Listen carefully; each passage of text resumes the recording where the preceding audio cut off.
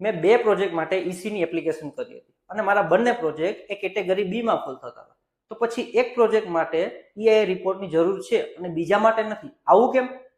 જુઓ, EC ના 4 સ્ટેજમાંથી એક સ્ટેજ એટલે કે screening stage. As per EIA notification 2006 પ્રમાણે સ્ક્રીનિંગ સ્ટેજ એ કેટેગરી બી માં ફોલ થતા પ્રોજેક્ટ માટે જ લાગુ પડે છે. હવે આ સ્ક્રીનિંગ સ્ટેજને લીધે આ કેટેગરી બી માં ફોલ થતા જેટલા પણ પ્રોજેક્ટ છે એને 2 કેટેગરીમાં ડિવાઈડ કરવામાં આવે છે, B1 અને B2.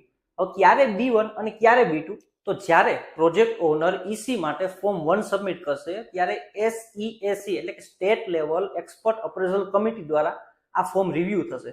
હવે રિવ્યુ થયા બાદ એ કમિટી ડિસાઈડ કરશે કે તમારે ડિટેલ્ડ EIA રિપોર્ટની જરૂર છે કે નહીં. જો જરૂર હશે તો તમે કેટેગરી B1 માં ફોલ થશો અને જો ડિટેલ રિપોર્ટની જરૂર નહીં હોય તો તમે કેટેગરી B2 માં ફોલ થશો. આમ સ્ક્રીનિંગ સ્ટેજ એ ડિસાઈડ કરશે કે તમારા પ્રોજેક્ટ માટે EIA રિપોર્ટની જરૂર છે કે નહીં. Thank you.